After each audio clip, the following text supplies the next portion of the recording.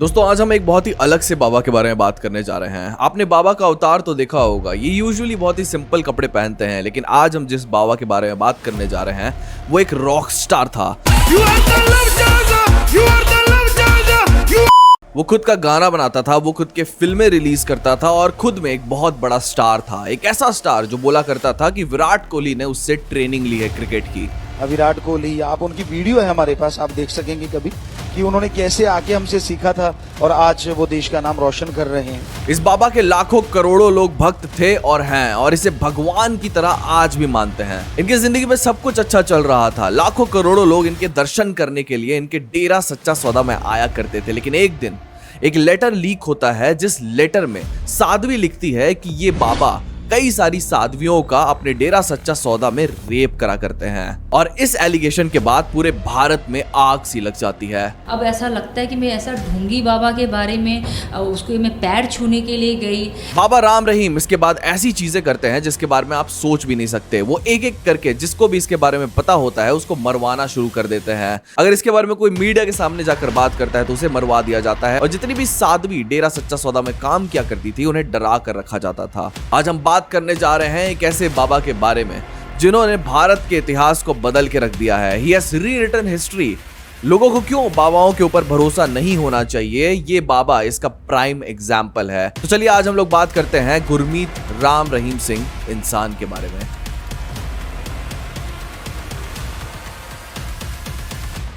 राम रहीम के बारे में बात करने से पहले आपको डेरा क्या होता है ये जानना जरूरी है। देखिए, अगर आपको लोगों को एक जगह पर लेके आना है तो रिलीजन सबसे बड़ा मोटिव होता है। भारत की आजादी के बाद यही रिलीजन के बेसिस पे कई सारे लोग डिवाइड होने लगे थे, तभी भारत में डेरा का कल्चर शुरू हुआ था। ये डेरा एक ऐसी जगह थी जहां पे किसी का भी कास्ट, क्रीड, रिलीजन, कलर नहीं देखा जाता था और सबको इक्वली ट्रीट किया जाता था। यहाँ पे सब साथ बैठकर बात करते थे, खुद का खाना बनाते थे और एक परिवार की तरह रहते थे।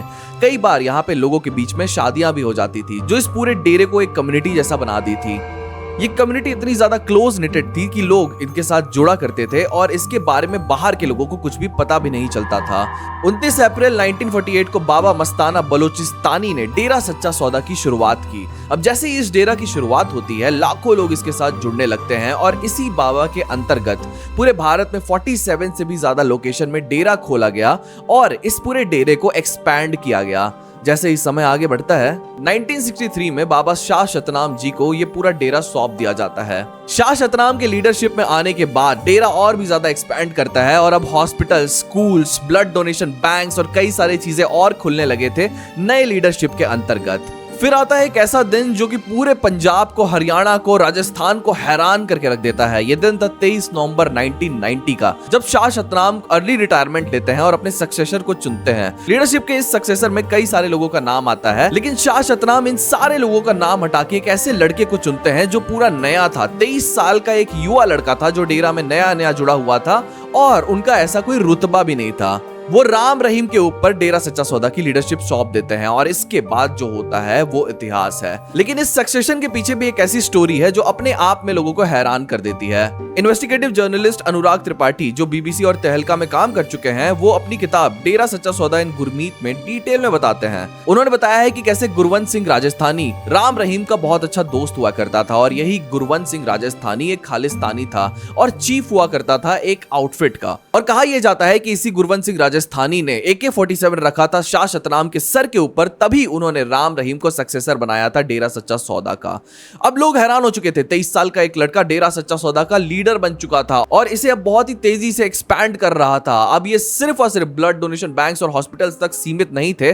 अब इनकी नई नई फैक्ट्रीज खोली जा रही थी, नए नए बिजनेसेस कर रहे थे और डेरा सच्चा सौदा एक ऑर्गेनाइजेशन में बदलता जा रहा था, एक ऐसा ऑर्गेनाइजेशन जिसे लोग फॉलो करें। डेरा सच्चा सौदा के अंतर्गत राम रहीम का धीरे धीरे कद बढ़ता रहा और ये यंग होने के वजह से इनका शौक अलग अलग चीजों में था। इससे पहले जो डेरा सच्चा सौदा के लीडर्स थे वो सादे कपड़ा पहनते थे, लेकिन राम रहीम आकर इसके बाद कलरफुल कपड़े पहनने लगे, वो फिल्म्स करने लगे, वो गाना गाने लगे और वो अपने आप को लोगों के सामने एक रॉकस्टार बाबा जैसा दिखाने लगे। एक ऐसा रॉकस्टार बाबा जो फिल्मों में नहीं बट रियलिटी में एग्जिस्ट करता था। लोग इनके ऊपर आंख मूंद कर भरोसा करते थे क्योंकि डेरा एक्चुअली में अच्छा काम करता था, लेकिन डेरा के अंदर क्या हो रहा था ये बाहर के लोगों को पता भी नहीं था। था। डेरा के अंदर कई सारे वर्कर्स रहा करते थे जिन्हें साध्वी बोला जाता था। ये महिलाएं वो होती थी जो डेरा का पूरा काम करती थी और राम रहीम की सेवा किया करती थी। साध्वियों के बारे में बात करने से पहले आपको राम रहीम की पावर के बारे में बता देते हैं। राजस्थान, हरियाणा और उत्तर प्रदेश के कई सारे लोग राम रहीम को फॉलो किया करते थे। इनफैक्ट मैंने कई सारे लोगों के घर में खुद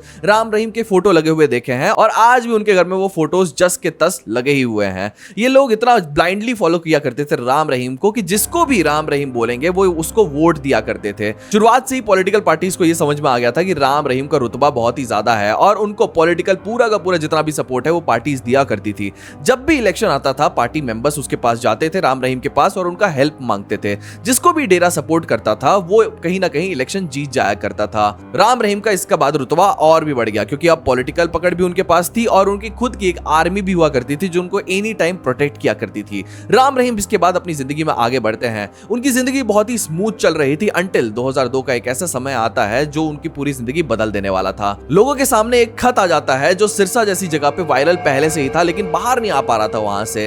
ये खत एक पुलिस वाले को मिलता है और पुलिस वाले के थ्रू एक रिपोर्टर को मिल जाता है। उस रिपोर्टर का नाम होता है रामचंद्र छत्रपति, जो कि पूरा सच नाम का एक अखबार चलाया करते थे। अब आपको खुद पता है एक बंदा इतना पावरफुल है, उसके बारे में ऐसी न्यूज फैल रही है, अपने पेपर पे अगर कोई छापेगा वो भी लोकल बंदा तो उसके ऊपर कितना ज्यादा प्रेशर आएगा, सीधे उसके मारने की बात होगी। लेकिन रामचंद्र छत्रपति बहुत ही ज्यादा अलग थे। He was very very very brave. उन्होंने क्या किया, उन्होंने इस लेटर को लिया और जैसा का तैसा इस लेटर को अपने न्यूज़पेपर पर छाप दिया। इस लेटर में लिखा था, 2 साल पहले मैं साध्वी बनी। महाराज की एक क्लोज फीमेल डिसिपल ने मुझे बताया कि रात 10 बजे महाराज की गुफा में हाजिरी लगानी है।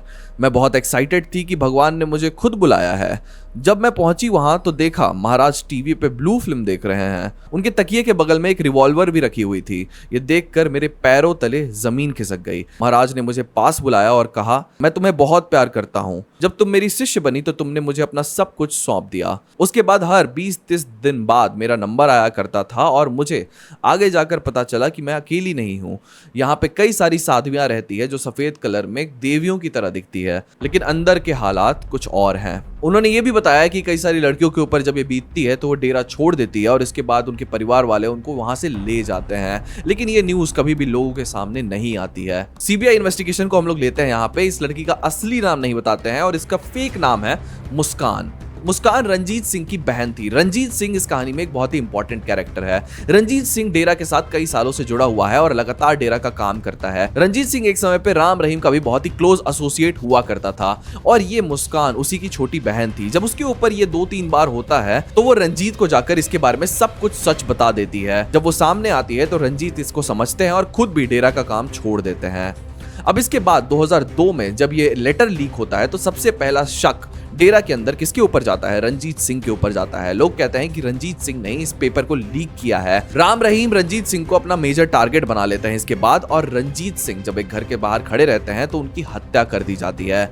इसके बाद छत्रपति, जिसका अखबार था पूरा सच, जिन्होंने बकायदा इस लेटर को छापा था, जो एक्सपोज किए थे राम रहीम को, राम रहीम के असली चेहरे को लोगों के सामने लाए थे, उनको भी आगे जाकर मार दिया जाता है और कहा यह जाता है कि राम रहीम इसके पीछे थे। अब आप सोच रहे होंगे कि इसके बाद राम रहीम को आखिर पकड़ा कैसे गया। उनके जितनी भी असलियत थी वो लोगों के सामने आ चुकी थी, लेकिन भी पुलिस ने उसका कुछ नहीं किया था। वो इतने ज्यादा पावरफुल थे। हुआ ये था कि ये लेटर जैसे तैसे कर अटल बिहारी वाजपेयी के पास पहुंच जाता है। अटल बिहारी वाजपेयी इसके बाद कुछ ऐसा फैसला लेते हैं जो कि राम रहीम की पूरे भविष्य को बदल देने वाला था। वो सीबीआई को ये पूरा का पूरा केस सौंपते हैं और सीबीआई को फ्री हैंड दे देते हैं। वो बोलते हैं कि राम रहीम के ऊपर, आपके ऊपर जितने भी सबूत हैं आप लाइए, पेश करिए और उन्हें जेल के अंदर डालिए। सीबीआई इसके बाद अपना इन्वेस्टिगेशन शुरू करती है, लेकिन डेरा क्योंकि एक क्लोज निटेड कम्युनिटी थी, इसके बारे में बाहर लोगों को कुछ भी नहीं पता था और डेरा के अंदर जितने भी लोग थे वो डेरा का सच बाहर आने नहीं देना चाहते थे। वो सीबीआई के साथ कोऑपरेट नहीं करते हैं। सीबीआई ने सिर्फ इतना मांगा था, 1999 से लेकर 2003 तक जितने लोगों ने भी यहां साध्वी का काम किया है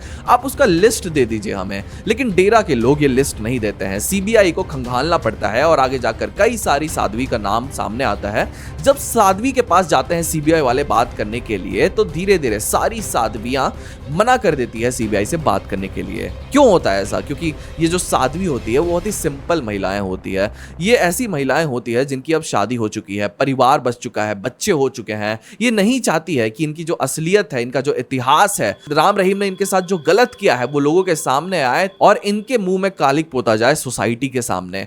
तो सीबीआई के सामने ये कुछ भी नहीं बोल पाती है, लेकिन रंजीत सिंह की बहन मुस्कान सामने आती है और वो सीबीआई को पूरा का पूरा सच बताती है। अब सीबीआई के पास एक गवाह मौजूद था जिन्होंने अपना रिटन स्टेटमेंट दे दिया था। एक और गवाह की जरूरत थी जो आगे जाकर सीबीआई को मिल जाता है और ये सारे लोग डेरा के बारे में ऐसे खौफनाक सच बताते हैं जो लोगों को हैरान कर देते हैं। इस डेरा के अंदर एक गुफा हुआ करता था जिस गुफा के अंदर साध्वियों को बुलाकर उनका किया जाता था और राम रहीम ये लगातार कर रहा था। जितनी भी साध्वी वहां पे मौजूद थी वो डर के डेरा सच्चा सौदा में रहा करती थी और राम रहीम जैसे उनको एक बंदी बनाकर रखते थे वहां पर। आगे जाकर 2007 में चार्जशीट फाइल की जाती है। फाइनली सीबीआई अपना पूरा का पूरा रिपोर्ट सबमिट करती है और कोर्ट में हियरिंग शुरू होती है।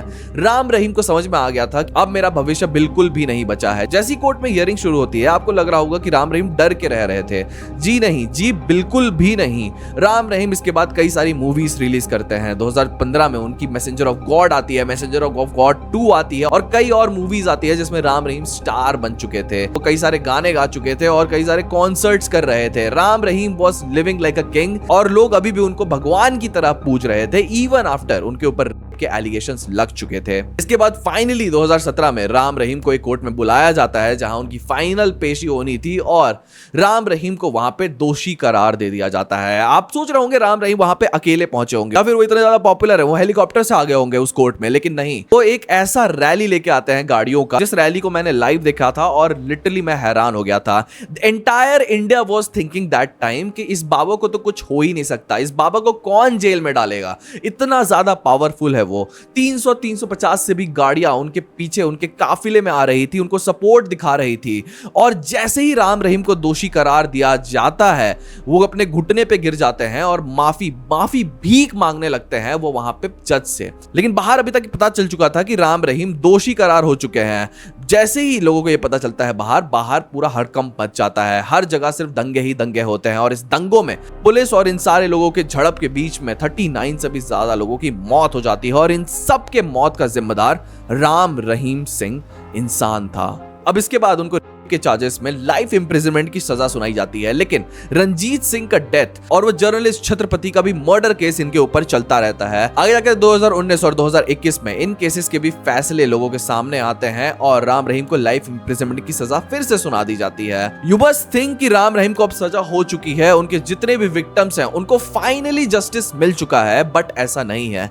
ये भारत है मेरी जान, यहाँ पे बहुत सारे तरीके होते हैं लॉ से बचने के और राम रहीम जैसे बड़े इंसान को ये सारे लॉस के बारे में बहुत अच्छे तरीके से पता है। अभी तक 200 से भी ज्यादा दिन ऐसे हो चुके हैं जिसमें राम रहीम पैरोल पे जेल से बाहर आ चुके हैं। कभी वो 40 दिन के लिए आते हैं, कभी वो 30 दिन के लिए आते हैं, कभी वो 29 दिन के लिए आते हैं, कभी वो 20 दिन के लिए आते हैं, लेकिन लगातार एक मर्डरर को, एक ऐसा बंदा जिन्होंने लगातार महिलाओं का शोषण किया है अपना डेरा सच्चा सौदा के अंदर, उन्हें बार बार भारत में पैरोल दिया जाता है भारतीय जनता पार्टी के सरकार के अंतर्गत। क्यों? क्योंकि इस बंदे के पास बहुत ज्यादा पावर है। जब भी इलेक्शन आता है इस बंदे को पैरोल पे छोड़ दिया जाता है कि भैया जाओ डेरा में प्रचार करो, और ये जाके डेरा में स्पीचेस देता है जो कि इलीगल है। बाहर जाके आप एक क्राउड को संबोधित नहीं कर सकते। अगर आप एक कन्विक्टेड क्रिमिनल हो तो कन्विक्टेड क्रिमिनल तो जेल से बाहर नहीं निकल सकता। ये बार बार बाहर निकलता है। बार बार ऐसे न्यूज आते हैं कि राम रहीम आज भी फिर से बाहर निकल चुका है, आज फिर से बाहर आ चुका है। ऐसा लगता है कि जेल उनका सेकंड होम है, फर्स्ट होम उनका डेरा सच्चा सौदा आज भी है। ये इस चीज को देखकर आपको दो चीज आपको जरूर समझ में आ गई होगी। एक कि आज भी भारत में कई सारे लोग ऐसे रहते हैं जो कि अनपढ़ और गवार हैं, जो ऐसे बाबाओं को फॉलो करते हैं आज भी, जो कि कन्विक्टेड रेपिस्ट और मर्डरर हैं। दूसरा, भारत का लॉ और जस्टिस सिस्टम कंप्लीटली ब्रोकन है। यहां पे जितना आपके पास पॉलिटिकल पावर होगा, अपने पॉलिटिकल पावर का आप यूज करके आप पैरोल में बार बार बाहर निकल सकते हो, जो कि कंप्लीट डिसरिस्पेक्ट है to the victims, to the families, जिसको ये दिखा दिया गया है कि उनको ऑन पेपर जस्टिस तो मिल चुका है लेकिन एक्चुअली में जस्टिस सर्व नहीं हुआ है। वेल, आप क्या सोचते हैं बाबा राम रहीम के बारे में? हमें कमेंट सेक्शन में जरूर बताइएगा। हम ऐसी वीडियोस बनाते रहते हैं तो हमारे चैनल को सब्सक्राइब करके भी जाना मत भूलिएगा। आज की वीडियो बस इतना ही, मिलते हैं अगले वीडियो में।